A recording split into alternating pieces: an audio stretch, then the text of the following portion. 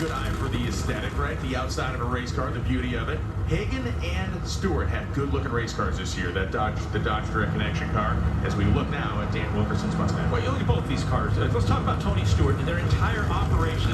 What a presentation. I think he's taken a combination. He understands it in NASCAR. He's been to the Indy 500.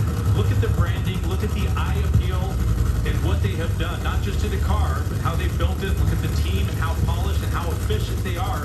It just goes to show you that's part of racing. You come here because they're quick cars, they're fast cars, they shake the ground, they burn your eyes. We want to see good-looking cars, not just good-looking muscular drivers. Right. And Dan Wilkerson on the other side of the racetrack, his father, his crew chief, Tim getting out of the seat, Dan getting in. It's been really a lifetime goal of Dan's to race full-time. He has about a dozen starts in a Nitro Funny Car, but this will be his most serious assault. Yeah, he does come to Nitro Funny Car with some experience. There's Tony Stewart watching his car like he has always done, making runs down the racetrack mentally, and he's been in Matt Hagan's funny car. He's been down the road, so don't get too many wild ideas, Tony. But for Matt Hagan, he knows he has a tough opponent in that opposite lane.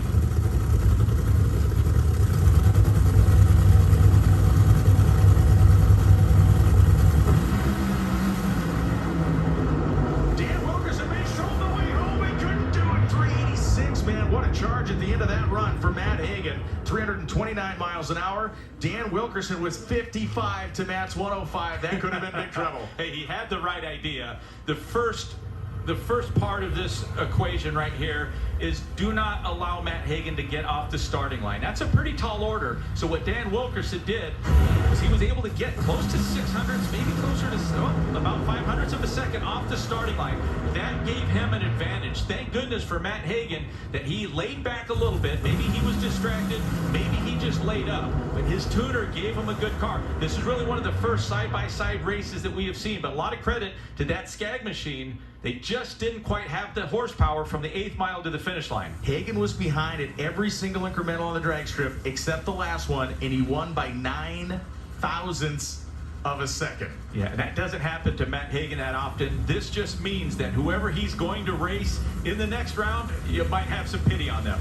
Speaking of Dan, who just put up a game effort there, we spoke to him earlier in the weekend as part of our E3 Spark Plugs building a team, and we talked about his entree into full-time funny car racing.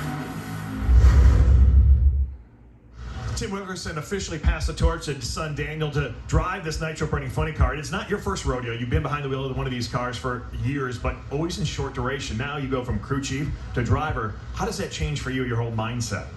Honestly, so far, you would not believe this. Oh, actually, you would. But inside the car, I'm actually a lot less nervous. Like, when you're towing the car up there and you're working for somebody else, you're thinking of all the 50,000 things that could go wrong or that you need to change to make it perfect. Well, when it's in Tim's hands, I'm just sitting there and I hang out, right? I'm like, all right, well, this will be great. So far, I mean, I think we're adding a lot of years back to my life that got knocked off being a crew chief. You know, you and your dad have a great relationship, but working with a father and son sometimes can be tough, and especially in high-pressure situations. How does that work with you two? Well, so far, so good, and knock on wood, right? Because we've been racing together for a long time, even though I haven't, worked directly for him. So we've built a very good relationship over the last 15 years we've been doing this. And even when I drove his alcohol car, every once in a while we get into it. But I was a little boy then. I was 20 years old. So now that we've both done this together for long enough, we got a good deal going. He's my buddy. Expectations for this season? High. So he finished 6th last year. We got to finish better than 6th when we win a handful of races.